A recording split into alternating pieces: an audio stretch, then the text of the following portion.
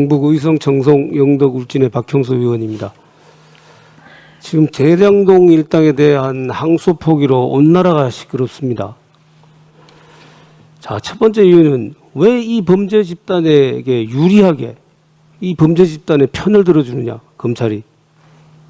그것이 첫 번째 이유입니다. 두 번째는 이 항소 포기 지시에 법무부 장관이 관여했느냐, 법무부 장관이 지시했느냐, 이 문제 때문에 온 국민이 지금 분노를 하고 궁금해 또 하고 있습니다. 이 부분에 대해서 법무부 장관님께 질의를 하도록 하겠습니다. 예. 자, 법무부 장관님께서 지금 이 항소 포기와 관련해서 보고를 받고 얘기를 한 게 3번이라고 얘기를 했습니다.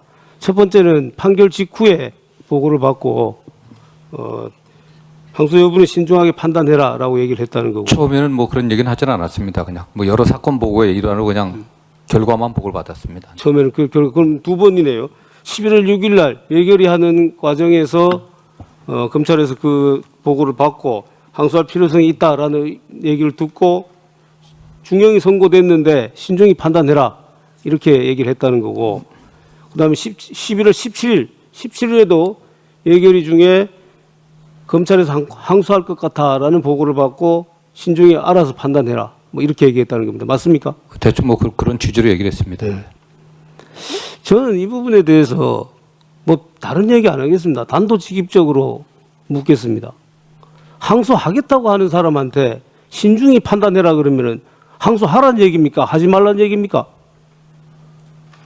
저는 뭐 제가 신중히 판단하라고 해서 판단은 본인들의 권한과 책임하에 살아는 그런 취지였습니다. 네.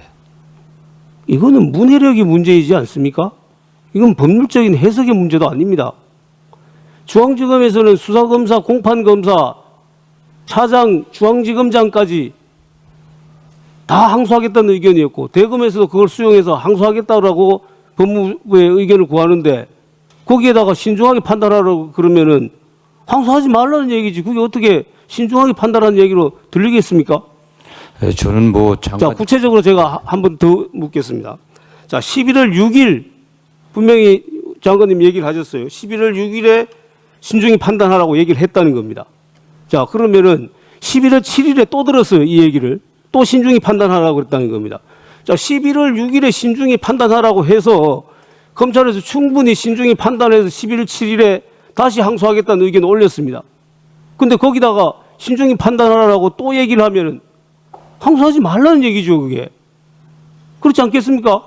물론 뭐 받아들이는 쪽에서는 그렇게 받아들일 수 있겠지만은 받아들이는 쪽에서는 충분히 그렇게 받아들일 수 있다고 생각을 하고, 저는 지시를 하신 장관님 의중에도 그게 있었다고 생각합니다. 왜냐하면은 11월 6일 날에 신중히 판단하라고 얘기를 했는데 11월 7일에 다시 또 항소하겠다는 의견이 올라와서 정말로 신중히 판단하라고 알아서 하라는 그런 의미로 지시를 했다라면은 알았다라고 끝내야죠. 근데 거기다가 다시 또 신중히 판단하라고 얘기를 했습니다. 그건 하지 말라는 얘기죠. 네, 의원님, 이 건에 관련해서 뭐 국민적인 이목을 받고 있는 그런 사건 아니겠습니까?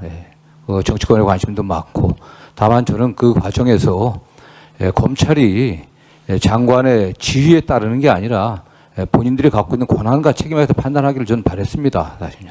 그랬으면은 말씀하지 말았어야죠. 검찰이 알아서 판단할 거 아닙니까? 근데 왜 신중히 판단하라는 얘기를 2번이나 합니까? 신중히 알아서 판단하라고 해서 그렇게 알아서 했으면 사실 이게 문제가 되는 사건은 아니었습니다. 네. 아니, 이게 문제가 되지 않는 사건이, 아까 장관님께서 이런 얘기도 하셨어요.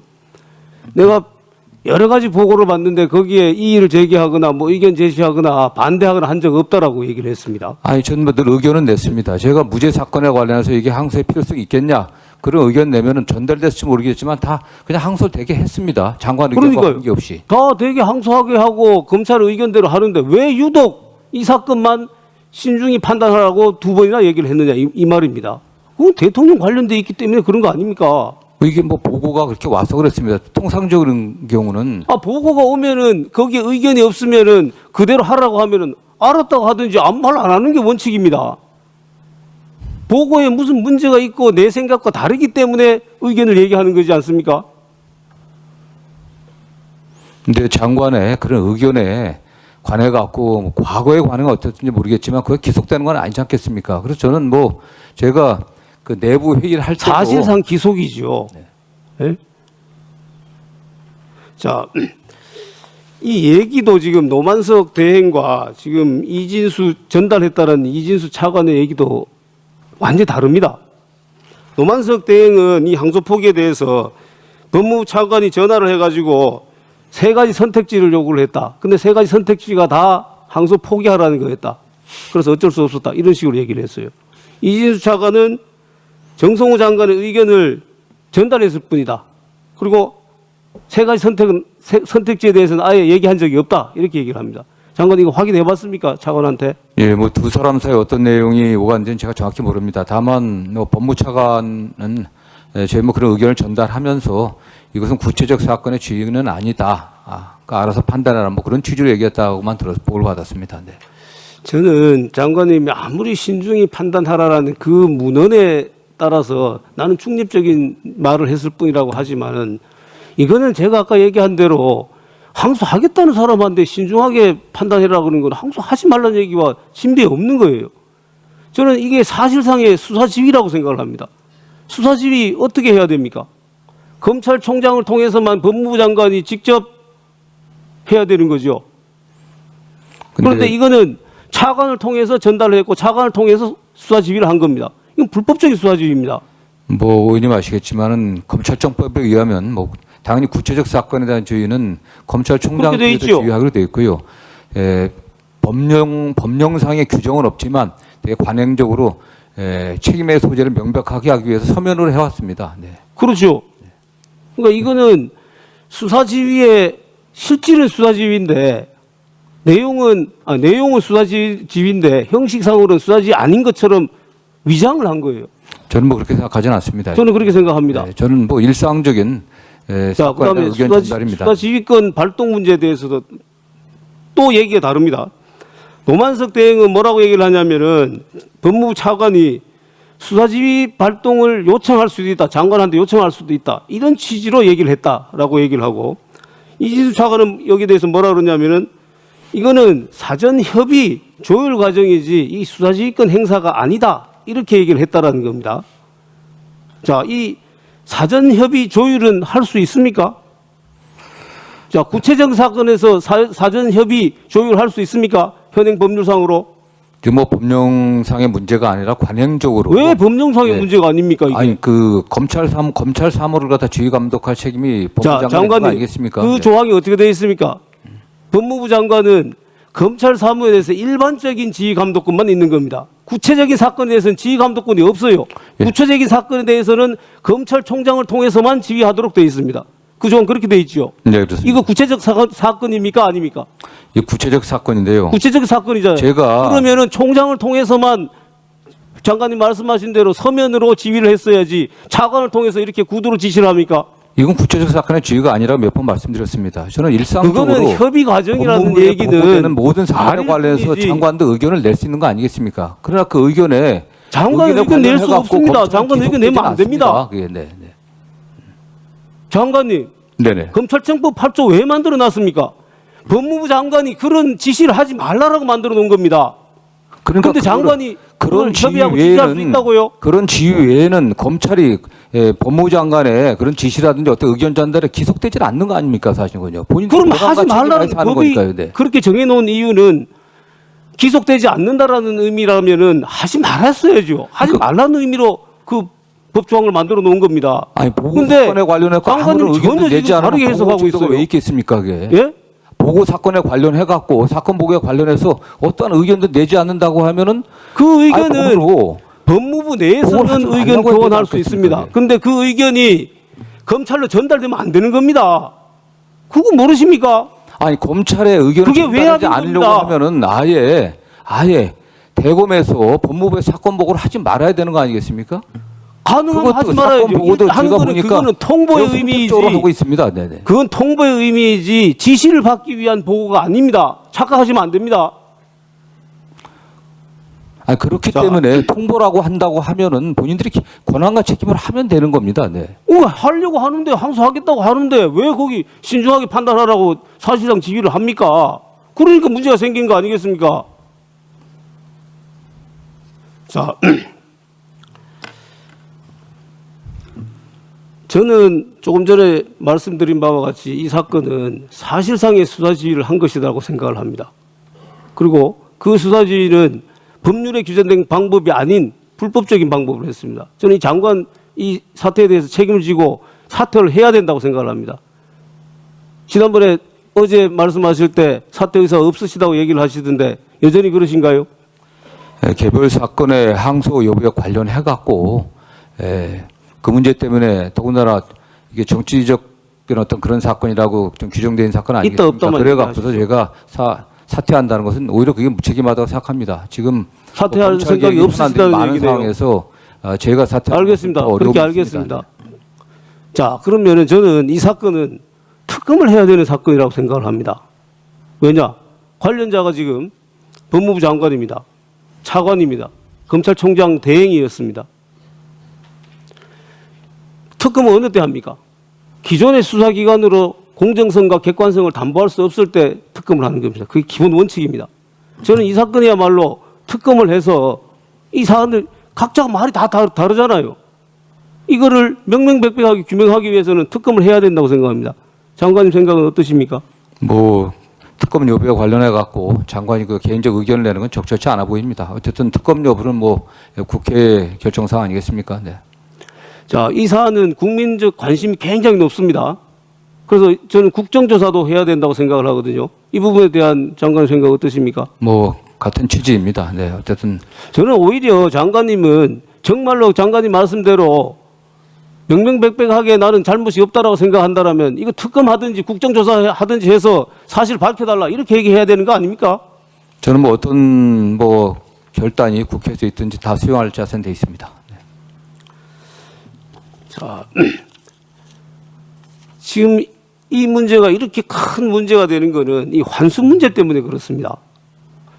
자, 장관님께서는 이 민사소송으로도 환수할 수 있다. 그래서 이게 큰 문제가 아니라는 식으로 얘기를 해요. 저는 이게 굉장히 잘못된 인식을 하고 계신 것 같아요. 형사상 추징을 하는 것이 가장 효과적이고 강력한 방법이잖아요. 범죄 수익을 환수하는데. 그렇지 않습니까? 그것도 네, 동의 안 하십니까? 일단 뭐 그렇습니다. 네. 그렇잖아요. 네. 자, 그런데 형사상으로 추징할 수 있는 그 기회를 날려버린 겁니다. 항소 포기를 함으로써. 그런데 그게 민사소송의 기회가 남아있다고 해서 그게 정당화될 수 있습니까? 그건 1심 판결이 항소심에서 전면적으로 추징 관련한 부분이 번복돼야만 가능한 사항입니다. 번복될 가능성이 없습니까? 저는 그렇게 높진 않다고 보고 있습니다. 높지 않다고 하더라도 가능성이, 자, 그건 아무도 장담할 수 없는 것입니다. 법률 전문가인 검사들이 이거는 추징 가능하다고 해서 그 금액을 추징 구형을 했어요. 그럼 1심 판단에 법원 판단은 달리 했어요. 2심에는 달리 할 수 있지 않습니까? 1, 2, 3심 다른 경우도 많잖아요. 그 기회가 남아 있는 겁니다. 항소를 하면서 그걸 다투어 볼 수 있는, 환수할 수 있는 가장 효과적인 방법으로 환수할 수 있는, 추징을 할 수 있는 기회가 남아 있는데 항소 포기함으로 해서 그 기회를 날려버린 겁니다. 그러면 검찰이든 법무부 장관이든 국민들께 그 부분에 대해서는 잘못됐다고 사죄를 해야 되는 거 아닙니까? 일단 뭐 아시는 것처럼 추징은 피고인이 실제 취득한 이익을 대상으로 하는 겁니다. 이 사건과 관련해서도 원칙적으로 피해자가 있기 때문에 몰수 추징이 돼서는 안 되겠지만은 몰수 추징해서는 안 됩니다. 다만 부패재산법 그 몰수법에 그 그 순서가 그거죠. 일단 몰수 추징을 해서 부패재산 환수에 따라서 저 피해자한테 환부하는 거죠. 예, 일단 물론 그것도 또 재산이 있어야 됩니다. 그런데 일단 좀 민사소송이 제기되어 있고 일부에서 민사소송이 어렵다고 얘기를 하지만 지금 청구 추징 확장도 되어 있지는 않습니다. 보다 장관님, 형사 판결만 보는데 범죄 수익이 7천억 뭐 8천억이라고 하잖아요. 물론 그게 정확한 금액은 아니지만은, 그런데 지금 현재 검찰이 추징 보전하고 있는 금액은 2천 몇백억밖에 안 돼요. 그럼 나머지 5천억은 이 사람들이 다 썼든지 어디 숨겨놓든지 했을 거 아닙니까? 이걸 찾아내야 되는 겁니다. 자, 전두환 노태우 재판에서 수십 년 동안 이걸 추적해서 계속해서 찾아내고 있어요. 이 추징 판결을 받아야지 그게 가능한 겁니다. 그렇게 이렇게 강력한 추징할 수 있는 수단을 내팽개쳐 놓고 지금 장관이 민사소송 할 수 있는 기회가 남아있으니까 괜찮다라는 식으로 얘기해야 되겠습니까? 일단 뭐 저는 뭐 계속 말씀드린 것처럼 저희들이 항소심은 일단 1심보다도 중형들이 선고되고 핵심 피고인들은 중형이 더 선고됐습니다. 중형 선고된 그 사람도 있고 그렇지 않은 양형부당으로 사람도 항소하는 있지 않습니까? 과정에서 업무상 배임의 그 피해액들이 더 명확하게 입증될 수 있도록 최선을 다해서 전부 범죄 수익이 좀 환수될 수 있도록. 이 사건 항소 포기가 잘못됐다는 가장 큰 이유는 첫 번째, 무죄 판결이 있었는데도 항소하지 않았다는 겁니다. 두 번째, 추징할 수 없게 됐는데도 항소하지 않았다는 겁니다. 무죄 판결이 있는 경우에 인정된 겁니다. 네. 저는 검사를 하면서 무죄 판결이 있는 경우에 항소 안 해본 경우는 거의 없습니다. 뭐 물론 물론 사례가 그것이- 상당히 많이 있습니다. 네. 물론 그것이 무죄 판결로 인해 가지고 명백한 무죄 판결인데 계속해서 검찰이 항소를 하면은 국민들이 피해를 당하시는 그런 부분 때문에 항소를 자제하라는 그런 취지는 이해를 해요. 그렇지만은 검찰이 기소를 할 때는 다 법률적인 판단을 해서 기소를 하는 겁니다. 그래서 최소한 항소심까지는 통상 판결을 받아봅니다. 그래서 대법원 판결까지는 안 가는 경우는 많지만은 항소심 판결까지도 아예 포기해버린 경우는 거의 없어요. 그리고 이 사건은 엄청난 중대한 사건이지 않습니까? 이재명 대통령이 뭐라 그랬습니까? 이거 당군 일의 최대 지적이라 그랬죠. 그런데 우리는 뭐라 그럽니까? 당군 일의 최대 부패 사건이라 그럽니다. 이렇게 온 국민이 관심을 가지고 있는 이런 사건인데 거기 항소심에서 다퉈볼 기회마저도 없애버린다고요? 그래서 잘못됐다라는 겁니다, 이게. 범죄 사실 자체는 그 사실관계 자체는 되게 확정이 됐고요. 그렇기 때문에 중요한 사실관계가 겁니다. 어떻게 확정이 됐습니까? 사실심 판결은 사실이 확정되는 건 항소심 판결까지잖아요. 아니, 검찰의 공소 사실과 판결 이유를 봤을 때 개발업자들과 성남시 일부 공무원들과의 어떤 결탁 관계는 그건 뭐 정리된 것입니다, 사실. 그게 정리됐다고 해갖고 판결 다 끝난 겁니까? 무죄 판결된 사람도 있고 형량에 미치지 못하는 사람도 있는데. 그리고 항소에 아주 중요한 역할이 있습니다. 피고인들이 서로 말 맞춰서 거짓말하지 못하게 하는 겁니다. 중형을 받았고 중형 선고에 가능성이 있기 때문에 검찰 항소 그런 역할을 하는 겁니다. 근데 그걸 다 포기해놓고 일부에서 지금 아무 문제 없다고 얘기하시는 겁니까? 뭐 그 점에 관련해서는 저희들이 항소심에서 그 양형 부당의 사유가 받아들이지 않게 뭐 최선을 다하고요. 범죄 수익 관련해서는 보다 업무상 배임 또 양형 관련한 그 과정에서 더 입증을 하도록 하겠습니다. 네.